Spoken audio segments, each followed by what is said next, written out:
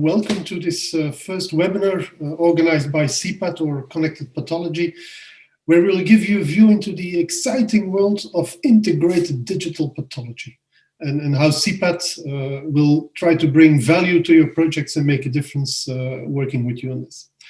I am Tiest. I'm the Chief Technology Officer of CPAT, and today I'm joined by two of my colleagues, by Dr. Develter and Professor Marc Ramael, both clinical pathologists active in the Heilig Hart ziekenhuis in Lier, here in Belgium. This webinar is kind of set up also as a podcast, so we'll be taking you through a bit of presentation, showing you different angles of pathology and what we do as a company.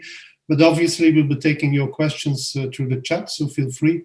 And we'll also leave our contact details if you want to reach out to us afterwards. Feel very free to do so. We'll be ready to take and answer all your questions at that time. So what I suggest is that we get started. And with that, I hand over to Develter, who is our first speaker of today.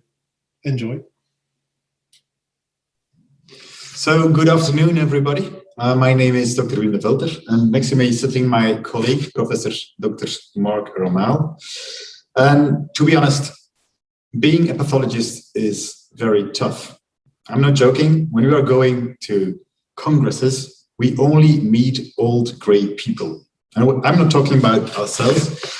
And you younger ones are still in denial. They are enjoying the latest inventions in molecular pathology and so on and so on. But they also will soon be realizing that being a pathologist is something difficult, and that we are an endangered species. And that's something very, very true. And it's something worldwide, as you can see in the stats. As the declining number of pathologists is very realistic, we cope at a critical point where we have an increase in demand, complexity, and in workload in histopathology. And that critical point was already some years ago, as you can see. And we know that in 2030, there will be a gap, a shortage of 6,000 pathologists. And that is a big issue and a big problem. So now we will go to the next slide. And as you can see, pathology is not only needed in the hospital, but also in research, in industry. And when you have a bottleneck in supply and demand, you always result in high prices and poor turnaround times. So 2 years ago, two very enthusiastic researchers came to our facilities, and there a plan was born that we could build an integrated digital histopathology platform, and that is now called CPAW. And actually, our solution was very simple. Because the problem is that in our profession, a pathologist is looking 80% of his time at normal things. So if we could reduce that problem by only looking at things that are relevant, we would have a huge gain in efficiency. So the next slide will tell us more about how we are going to achieve this. How we are going to do this is we have a combination of digitalization, of artificial intelligence, and an integrated digital platform. So we are connecting not only the slide with the pathologist, but making data analysis and data handling smart, easy, and fast. We'll connect also different pathologists, creating a network. So you have a gain in efficiency, in quality by expert opinion, and you will make a digital working flow, so you have a standardization. And these 4 points are very important for every quality system. And how we are going to achieve this? Well, in practice, we will scan all slides, all biopsies, and use these digital images for pre-analytic purposes, so for quality purposes, for algorithms, so highlighting only the region of interest for the pathologist, and the pathologist can use these pre-calculated metric data, for example, for the calculation of mitotic index and so on, fibrotic index, a TPA in cells, and further on. And what is nice is that the computer doesn't care if you have human or animal tissue. And that's something great, because when we look at hospital pathology, preclinical or clinical pathology, we encounter the same issues, the same problems. So we can use our approach of digital pathology on each level. And that's something that we want to achieve. Okay, one of the major problems is, of course, digital pathology. To implement it, there's no funding from the government. So if you want to implement digital pathology, you have two big problems. First, the problem of investment. And of course, you need also a lot of expertise. These two bottlenecks can be circumvented by CPath. We offer up our expertise and help to implement your digital workflow, and our end-to-end service model can turn upfront investment in a pay-as-you-go. And of course, at CPath, our mission is to connect. We connect a network of pathology specialists to provide relevant pathology services across the industries. We master both clinical pathology and preclinical pathology. And for clinical pathology, we master all levels, including cytology, histopathology, of course, second opinion pathology, and also technical overflow capacity is available for our customers. And besides the clinical part, the clinical pathology part, we offer also preclinical pathology services, including veterinary pathology specialists, toxicology, medical devices pathology, and of course, research support. So our complete mission at CPath is to connect clinical pathology, preclinical pathology, and to provide relevant pathology services across industries. And of course, I already mentioned it, we bridge preclinical and human pathology, and we have some unique foundations. We have InnoSer as a global expert preclinical service provider. We have, of course, our lab here in Leer, Belgium, at the Holy Heart Hospital, at Heilig Hart Hospital in Dutch, in Leer. We are an accredited human pathology provider, and we connect key experts in pathology and artificial intelligence, thereby also, of course, bridging preclinical and human pathology. Of course, one of our focuses are targeted and personalized medicine. Success drug development depends on translating knowledge from preclinical to clinical settings. Diagnostics, of course, are the cornerstone to personalization of therapy. And histopathology is by far the most versatile and commonly accepted tool available. And all these services we can provide with CPath. We offer conventional pathology solutions, but also molecular pathology solutions in our lab. We have a very broad selection of clinically validated stains and methods. The workflows are completely automated, and we provide a full rush library with more than 280 primary antibodies, and also Ventana staining with silver inside the hybridization.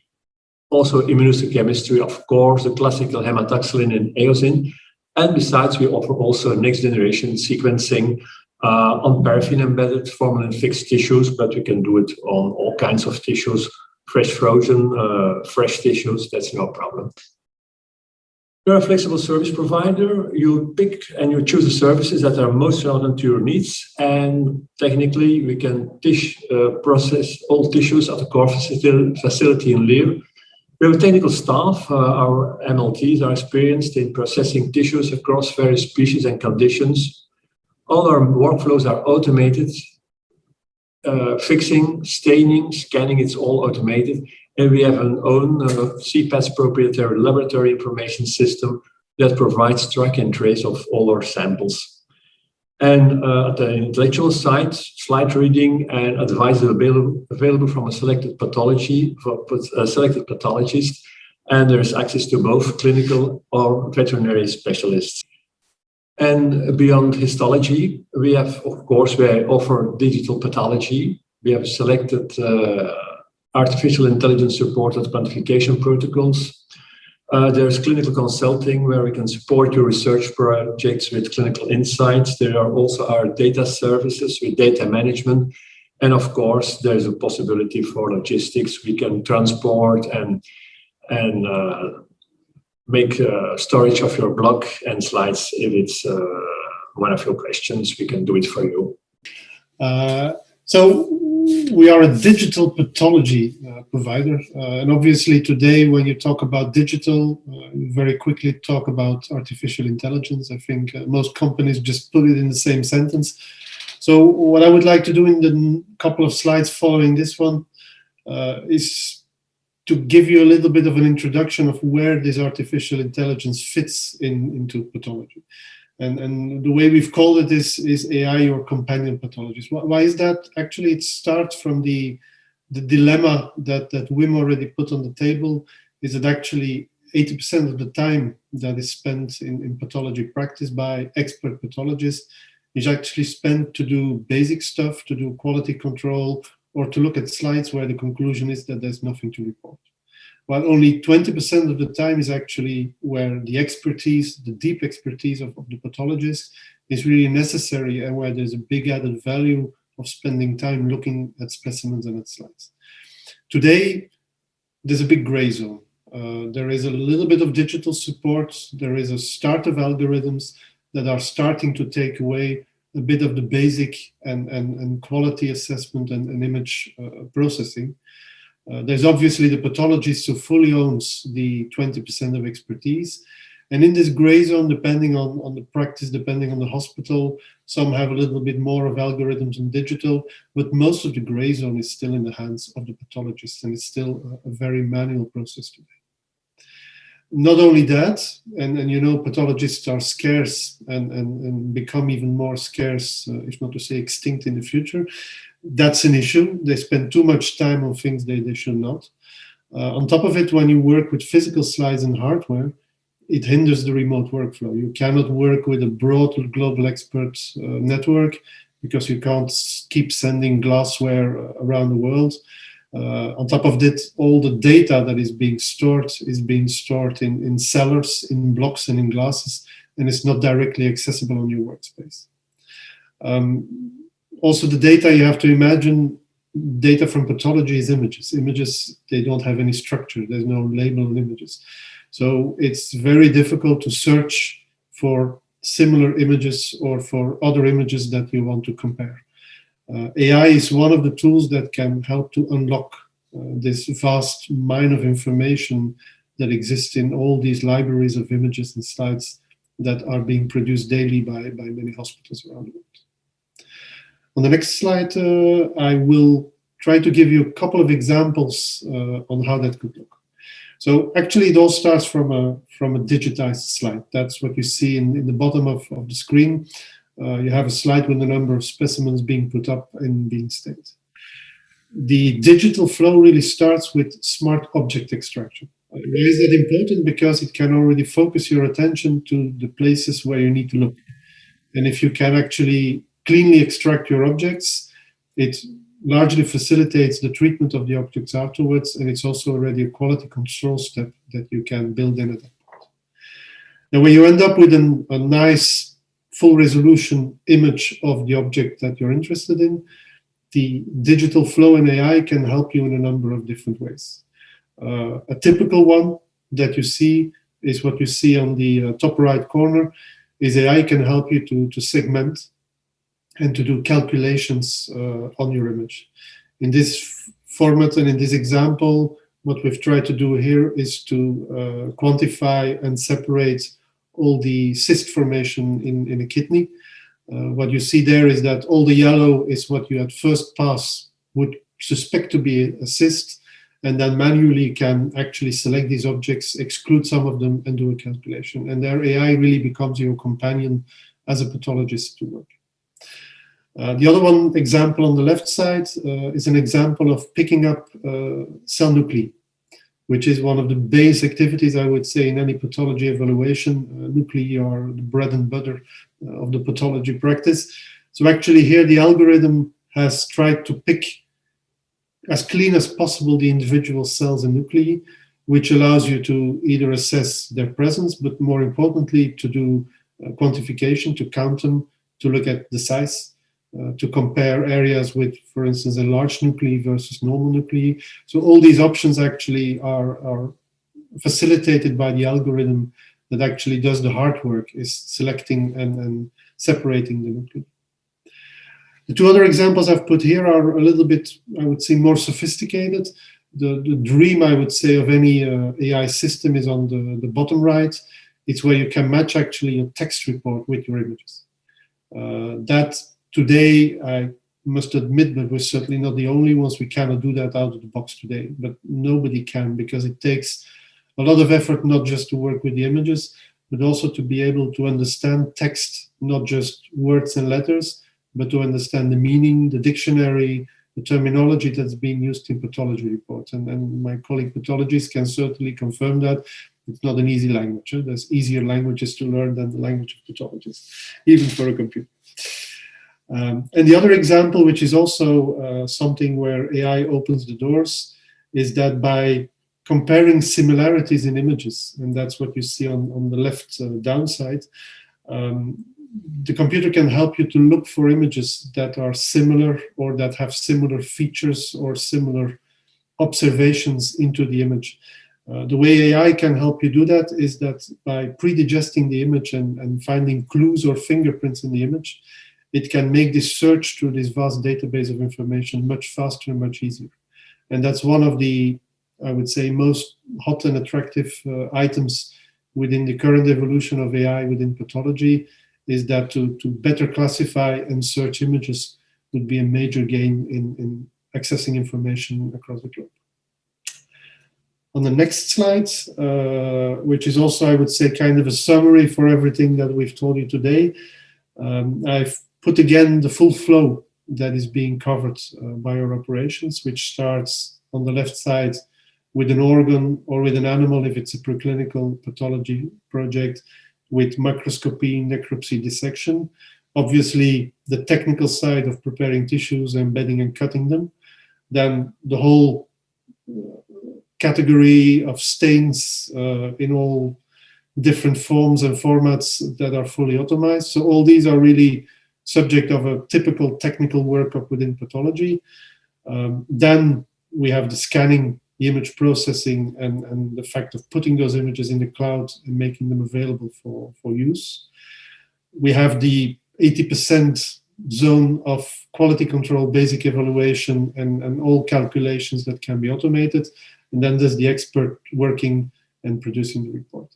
And what you see on this slide is that the way we've set up the operations is that there's different points where you can get in.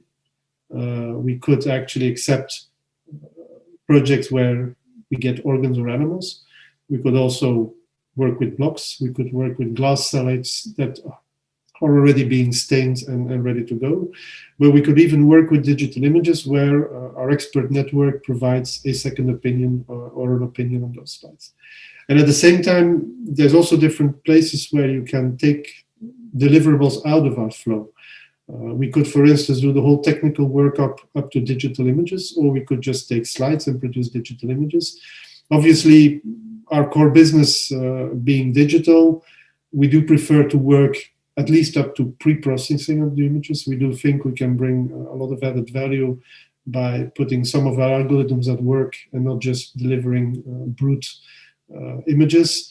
And obviously, we can also take the deliverable up to the full report, where you would have the full flow being covered. And that's what Marc also mentioned, is the match and pick approach that we put forward with CPath. This gives us the advantage that under one roof, we actually master all these expertises. And there's a lot of crosstalk between the people developing the algorithm and the people knowing the technical skill that is required to make a good slide, and the pathologists knowing what they're looking for in the outcome. So that makes it a very powerful combination.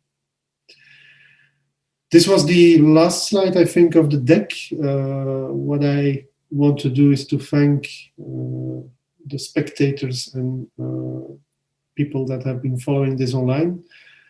We can take a couple of questions if you want. If you feel like putting a question in the chat, we'll be more than happy to talk about the topic. And I'll give you a little bit of time to do so. If not, you see in front of you again the summary of our digitalization is the future. It's not the future, it's the now, which is kind of our slogan, and the makeup of CPAT with its different constituents, and some contact details if you want to reach out to us and learn more about what we can do for you and your projects. Thank you very much.